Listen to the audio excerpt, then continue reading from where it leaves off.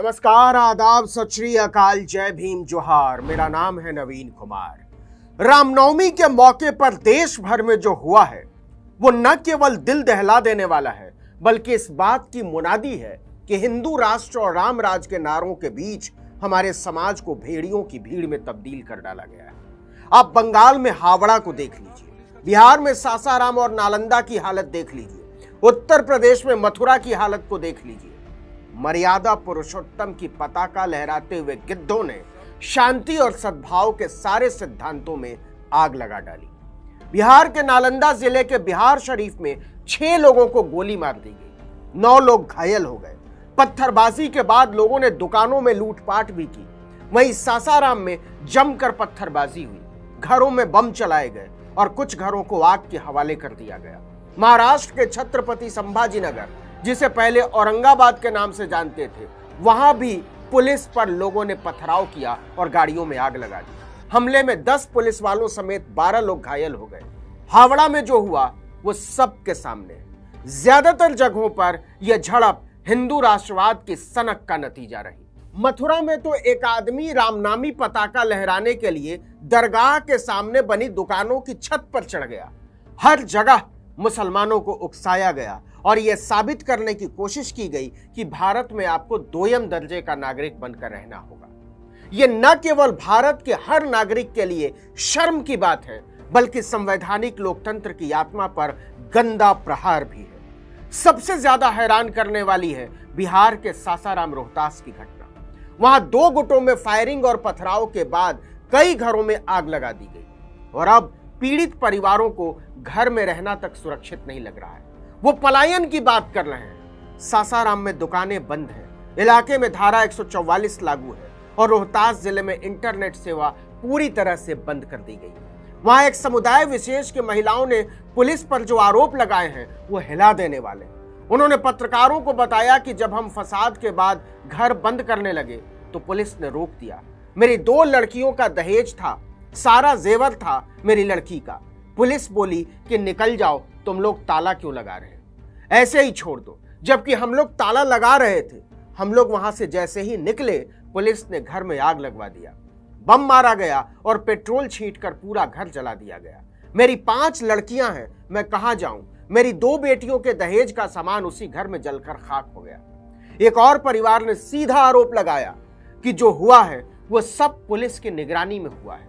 Police ने हमसे कहा कि आग लगाकर तुम लोग ढोंग मचा रहे हो, अपने घर को खुद जला के तुम लोग बदमाशी कर रही हो, तुम लोग बहाना बना रही हो। सासाराम के अलग अलग इलाकों में रामनवमी के बहाने मचाई गई तबाही के निशान साफ नजर आते हैं। दिखाई देता है कि घरों में आग लगाने से पहले उन्हें लूटा गया है और जो लूटा नहीं जा सका उसे तोड़कर बाहर फेंक दिया गया। वॉशिंग मशीन से लेकर टीवी और फर्नीचर तक खेतों में बिखरे हुए दिखाई दिए।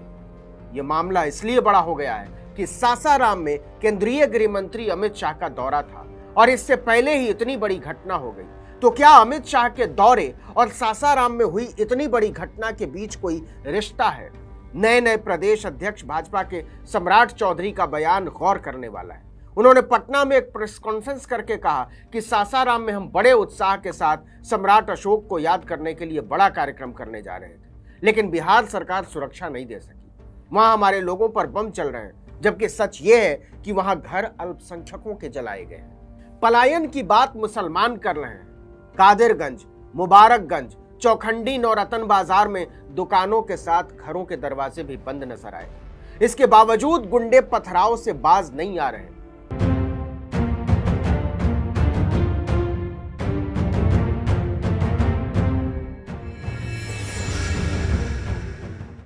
कमाल तो यह है कि प्रशासन गृह मंत्री अमित शाह के सासाराम दौरे के मद्देनजर ज्यादा सतर्क होने का दावा कर रहा था, लेकिन पुलिस पर जो आरोप लगे हैं वो उसकी भूमिका को संदिग्ध बता रहे हैं। सच यह है कि पुलिस न केवल हालात को संभाल नहीं पाई बल्कि उस पर दंगाइयों से मिले होने के भी आरोप लग रहे हैं। नतीजा, कार्यक्रम स्थल के आसपास धारा 144 लागू रहने और स्थिति तनावपूर्ण रहने के कारण शाह का दौरा रद्द कर दिया गया।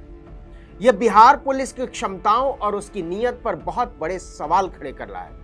अब शर्मसार हुई सरकार ने जांच के आदेश दिए हैं। लेकिन जांच भी उसी पुलिस को करनी है जिसकी वर्दी पर अल्पसंख्यकों को कुचलने के दाग हैं। इस पुलिस पर मुसलमानों को भरोसा नहीं है।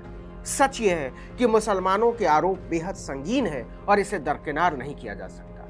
कहने को इलाके को छावनी में बदला जा चुका है, गश्त तेज है, कई लोगों को गिरफ्तार भी किया जा चुका है, लेकिन इससे वो सवाल खत्म नहीं होते जो मुसलमानों की आंखों में उतरे खौफ से पैदा हुए हैं। इसी तरह बंगाल में भी बहुत सोचे समझे तरीके से हिंसा को अंजाम दिया गया। हावड़ा के काजीपाड़ा, जीटी रोड, शिवपुर इलाके में रामनवमी के जुलूस पर पथराव के बाद भड़की हिंसा पर मुख्यमंत्री ममता बनर्जी ने कहा कि एक समुदाय को निशाना बनाने के लिए शोभा यात्रा का रूट ऐन मौके पर बदला गया।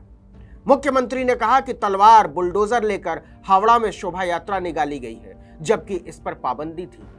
ऐसे लोग सांप्रदायिक हिंसा भड़काने की कोशिश करते रहते हैं। ममता बनर्जी ने आरोप लगाया कि बंगाल में सांप्रदायिक दंगे कराने के लिए राज्य के बाहर से गुंडों को किराए पर लाया जाता है। उन्होंने कहा कि हिंसा में शामिल लोगों को बख्शा नहीं जाएगा। जिन लोगों ने अपराधियों को सुरक्षित रास्ता दिया है, पुलिस उन्हें छोड़ेगी नहीं। तृणमूल कांग्रेस ने नाम लेकर सीधा आरोप लगाया कि यह राजनीतिक लाभ लेने के लिए समाज का ध्रुवीकरण करने की भाजपा की साजिश है। इस हिंसा की जांच सीआईडी को सौंप दी गई है। इस पर बीजेपी तमतमा उठी है। केंद्रीय मंत्री स्मृति जुबिन ईरानी ने कहा कि मुख्यमंत्री ममता बनर्जी कब तक इस तरीके से हिंदू समुदाय पर हमले करती रहेंगी। तो क्या पूरे देश में समाज को हिंदू बनाम मुसलमान करने की एक खास पैटर्न से तैयारी चल रही है? और क्या 2024 में होने वाले लोकसभा चुनाव से इसका कोई सीधा रिश्ता है? इसे लेकर विपक्षी दल पहले भी अक्सर आरोप लगाते रहे, लेकिन सवाल राजनीतिक होने से ज्यादा सामाजिक है। क्या वोट पाने के सियासी झगड़े ने हमारी सामाजिक और मानवीय चेतना को भी छिन्न भिन्न कर दिया है? हमें सोचना पड़ेगा कि एक समाज के तौर पर हम जा कहां रहे हैं, एक नागरिक के तौर पर हम कहां जा रहे हैं, और एक मनुष्य के तौर पर हम कहां जा रहे हैं। कहा जा रहा है कि सूचना तकनीक के विस्तार ने दुनिया को एक वैश्विक गांव में बदल डाला है। दुनिया के दो छोरों पर हजारों किलोमीटर दूर बैठे लोग एक दूसरे के बहुत करीब आ गए। क्या यह बात आपका दिल भी स्वीकार करने को राजी है? क्या आप दावे से कह सकते हैं कि आपके ठीक दूसरे दरवाजे पर रहने वाला किसी और धर्म का पड़ोसी आपको किसी दूसरे ग्रह का नहीं लगता? आप उससे नफरत नहीं करते? आप उसके सुख दुख में साथ हैं? अगर हां, तो इस मुल्क में राम के नाम पर तलवार और बर्छी लहराने वाले, घर जलाने वाले, लोगों को खदेड़ने वाले, औरतों और बच्चों पर हमला करने वाले किस दुनिया के लोग हैं? जरा सोच कर देखिएगा, जवाब आपके दिल में कैद है। इस वीडियो में इतना ही, लेकिन अगर आपने आर्टिकल 19 इंडिया को अब तक सब्सक्राइब नहीं किया है तो फौरन कीजिए, बेल आइकॉन दबाइए, घंटी जैसी आकृति, लाइक कीजिए और कमेंट करके बताइए हमारा वीडियो आपको कैसा लगा।